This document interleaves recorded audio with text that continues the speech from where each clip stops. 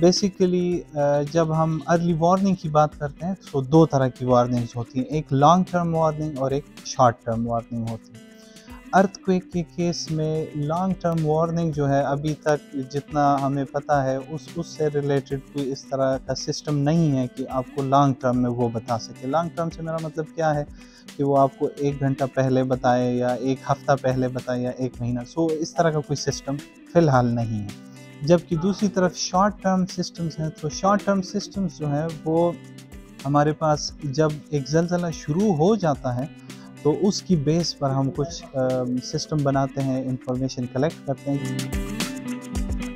आजकल artificial intelligence का ज़माना है और एआई जो है बिल्कुल आप टेक्नोलॉजी को हार्वेस्ट कर सकते हैं कि वो क्विकली इंफॉर्मेशन डिसिमिनेट करे। ऐसा नहीं हो सकता कि वो पहले से जो है सेंस करते हैं कि जी यहाँ पे अर्थक्वेक अभी 2 मिनट 3 मिनट 5 मिनट पहले, नहीं, ऐसा नहीं है।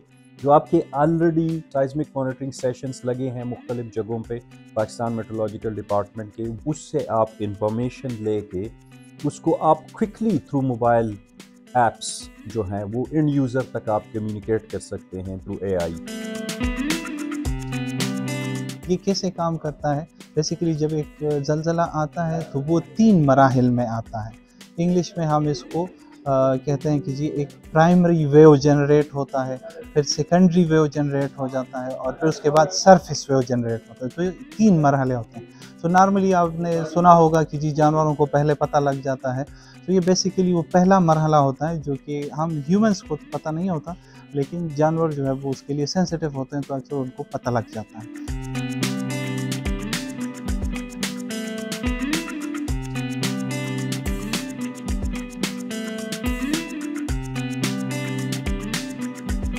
हमारा जो सिस्टम है वो इस बेस पर काम कर रहा है कि हम जहाँ पे पाकिस्तान में मुख्तलिफ मकामात पर ये सेंसर्स लगे हुए हैं, तो जो उस जहाँ पे ज़लज़ला आता है उस मुकाम के उस सेंटर के करीब जो सेंसर होता है वो पहले उसको डिटेक्ट कर लेता है। तो जो ही वो उस पी वेव को या जो पहला मरहला है उसको डिटेक्ट कर लेता है तो फ़ौरन वो इंफॉर्मेशन आगे एक सेंट्रल कंप्यूटर को ट्रांसफ़र कर लेते हैं। इसी चीज़ का हम फ़ायदा उठाते हैं। सो कभी कभार इसमें 30 सेकंड से लेकर 1 मिनट या 2 मिनट तक का फ़र्क होता है। सो हम फिर ये देखते हैं कि उन 30 सेकंड्स में हम क्या कुछ कर सकते हैं या उस 1 मिनट में हम क्या कुछ कर सकते हैं।